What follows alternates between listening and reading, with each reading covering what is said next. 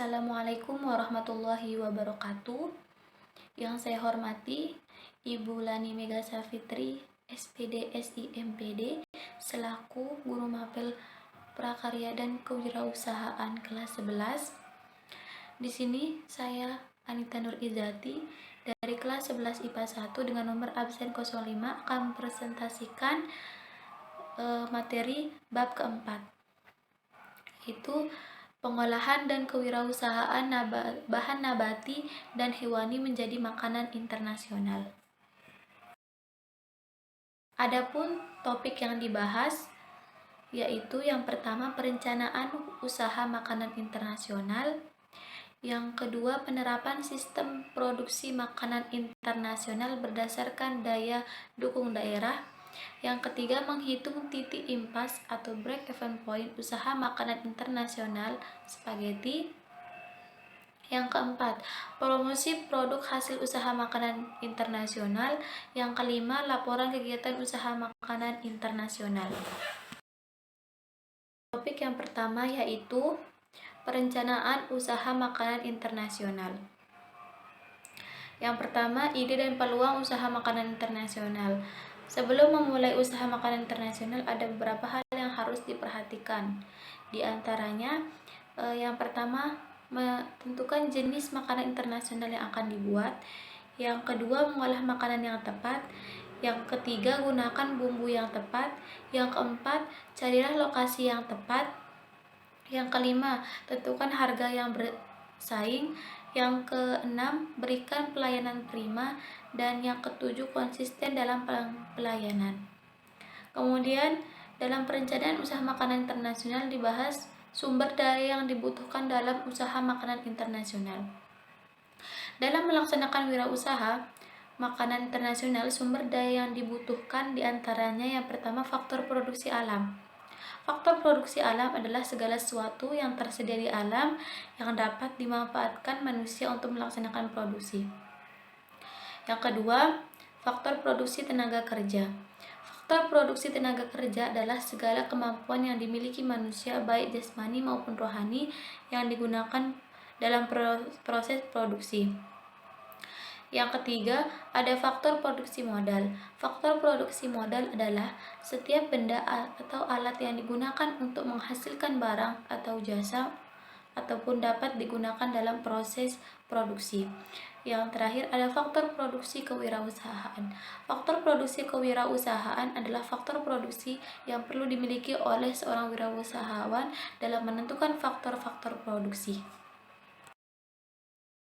Yang ketiga dibahas dalam topik 1 yaitu perencanaan pemasaran usaha makanan internasional.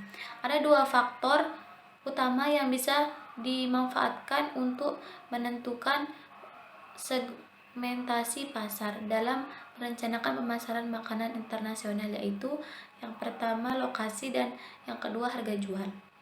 Yang keempat dibahas penyusunan proposal makanan internasional. Kemudian topik yang kedua yaitu penerapan sistem produksi makanan internasional berdasarkan daya dukung daerah. Pengertian dan karakteristik makanan internasional. Masakan internasional dibagi menjadi dua, yakni masakan kontinental dan makanan oriental.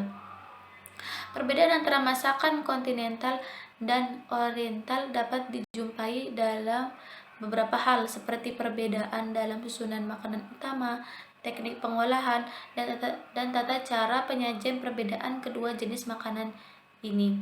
Kedua jenis makanan ini dapat diuraikan.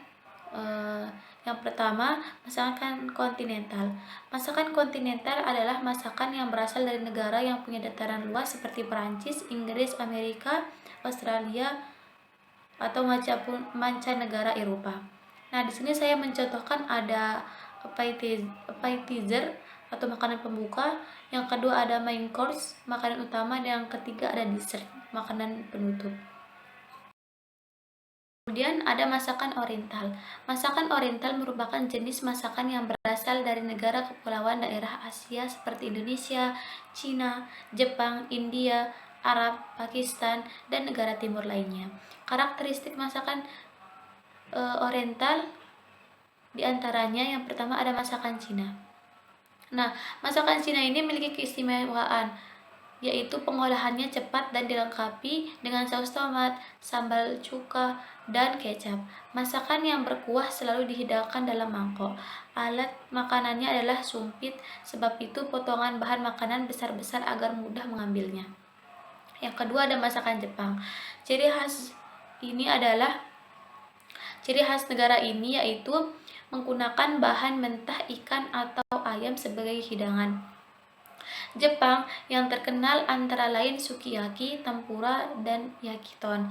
Bumbu yang banyak dipakai antara lain bawang putih, jahe, lada, macam-macam kecap, soyu, mirin, sake, yatsin, cuka, dan mustard. Makanan Jepang juga menggunakan berbagai macam jamur. Yang ketiga, ada masakan India, Arab, dan Pakistan. Makanan pokok bangsa Arab, India, dan Pakistan adalah nasi dan macam-macam roti yang dimakan dengan lauk pauk seperti gulai, dan kari. Kambing guling atau daging panggang dan kebab adalah makanan yang paling terkenal di India bagian utara, dan Pakistan makanan pokoknya adalah sebangsa roti yang dibuat dari tepung gandum dan air tanpa ragi.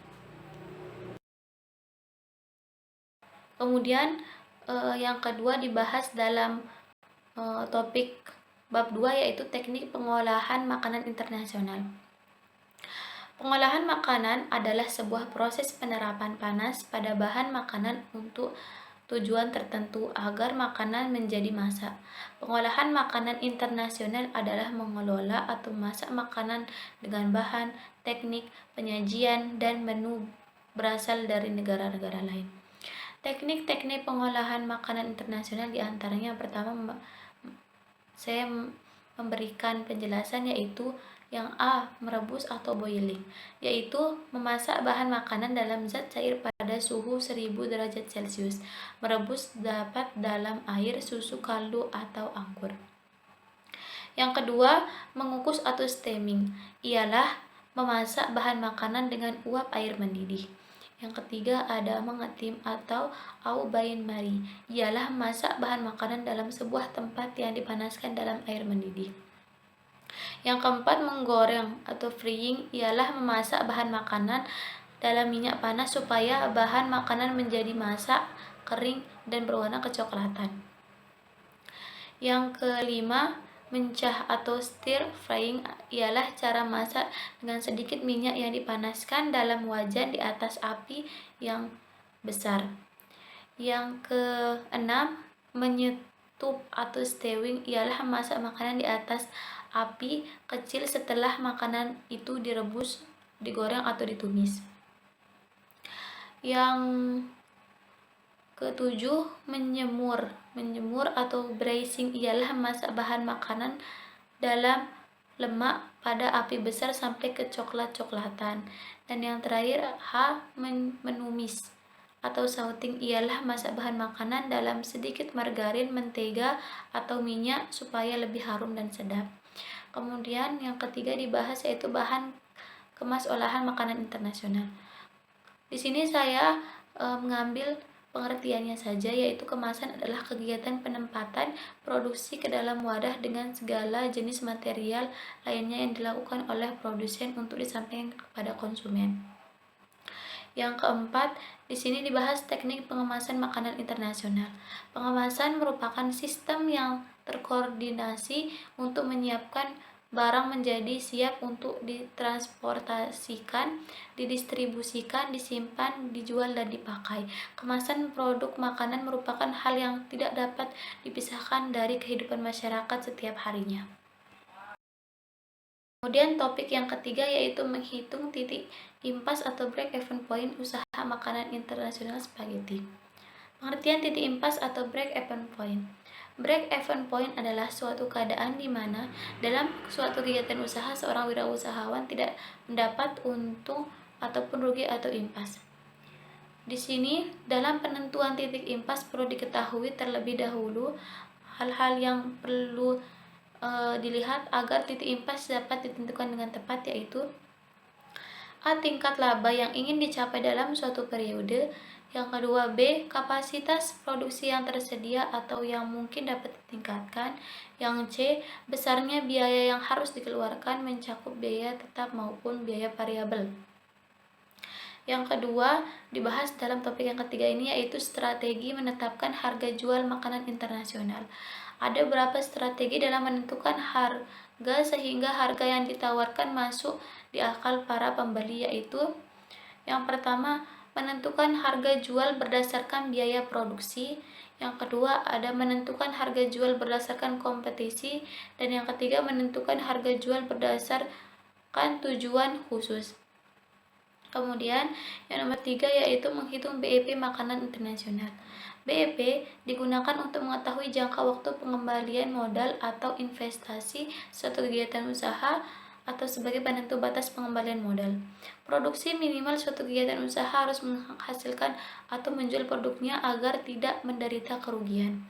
BEP adalah suatu keadaan di mana usaha tidak memperoleh laba dan tidak menderita kerugian. Topik yang keempat yaitu promosi produk hasil usaha makanan internasional. Yang pertama, pengertian promosi. Pemasaran tidak hanya berhubungan dengan produk, harga produk, dan pendistribusian produk, tetapi berkaitan pula dengan mengomunikasikan produk ini kepada konsumen agar produk dikenal dan pada akhirnya dibeli. Untuk mengomunikasikan produk ini perlu disusun strategi yang disebut dengan strategi promosi, yang terdiri dari 4 komponen utama yaitu periklanan, promosi, penjualan, publisitas, dan penjualan tatap muka. Yang kedua ada tujuan promosi. Dalam memasarkan sebuah produk, tak jarang pelaku usaha mengadakan event-event khusus untuk mempromosikan produk unggulannya kepada masyarakat. Berikut adalah beberapa tujuan utama mempromosikan sebuah produk. Yang pertama, memberikan daya tarik khusus bagi para pelanggan. Yang kedua, meningkatkan angka penjualan. Yang ketiga, membangun loyalitas konsumen. Yang ketiga ada manfaat promosi. Berikut beberapa manfaat lain dari adanya kegiatan promosi, yaitu yang pertama mengetahui produk yang diinginkan para konsumen. Yang kedua, mengetahui tingkat kebutuhan konsumen akan suatu produk. Yang ketiga, mengetahui cara pengenalan dan penyampaian produk hingga sampai ke konsumen. Yang keempat ada mengetahui harga yang sesuai dengan kondisi pasaran. Dan yang kelima, mengetahui strategi promosi yang tepat kepada para konsumen. Kemudian yang keempat ada sasaran promosi. Sasaran promosi yaitu yang pertama ada A. Tentukan target pasar. Yang kedua, tentukan tujuan promosi. Dan yang ketiga C. Buat isi pesan yang menarik. Dan yang terakhir D. Yaitu pilih sarana promosi. Kemudian dibahas ada teknik promosi. Teknik promosi yaitu yang A. Memberikan kupon. Yang kedua, price of deals atau diskon. Yang ketiga ada premium and advertising. Yang keempat ada contest and sweepstakes. Dan yang kelima ada sampling and trial offers. Topik yang terakhir yaitu laporan kegiatan usaha makanan internasional. Di sini saya memberikan pengertian laporan kegiatan usaha makanan internasional, yaitu laporan adalah segala sesuatu, baik itu peristiwa ataupun kegiatan yang dilaporkan dan dapat berbentuk lisan ataupun tertulis berdasarkan fakta atau peristiwa yang terjadi. Laporan kegiatan makanan internasional dibuat dalam bentuk yang dibuat bermanfaat untuk satu, membantu wirausaha untuk mengembangkan usaha dan menguji strategi dan hasil yang diharapkan dari sudut pandang pihak lain, investor. Yang kedua, yang B, yaitu membantu wirausaha untuk berpikir kritis dan objektif atas bidang usaha yang akan dijalankan. Yang ketiga, sebagai alat komunikasi dalam memaparkan dan meyakinkan gagasan kepada pihak lain. Dan yang terakhir D, membantu meningkatkan keberhasilan para wirausaha. Kemudian yang kedua dalam topik yang dibahas dalam topik yang terakhir ini yaitu menganalisis laporan kegiatan usaha makanan internasional. Dalam menganalisis laporan yang perlu diperhatikan yaitu yang pertama menyimak laporan dengan seksama sehingga dapat menangkap informasi yang disampaikan secara utuh dan lengkap serta terperinci. Yang kedua, memahami isi laporan dan bentuk isi maupun kebahasaan, dari bentuk isi maupun kebahasaan, dan yang terakhir yaitu menguraikan secara detail atau rinci pokok-pokok isi laporan. Yang ketiga yaitu membuat laporan kegiatan usaha makanan internasional. Sebuah laporan harus memiliki format yang baik dan benar, harus mengandung beberapa sifat seperti yang pertama mengandung imajinasi, yang kedua laporan harus sempurna dan lengkap, dan yang terakhir laporan harus disajikan secara menarik. Demikian yang dapat saya sampaikan, kurang lebihnya mohon maaf. Wassalamualaikum warahmatullahi wabarakatuh.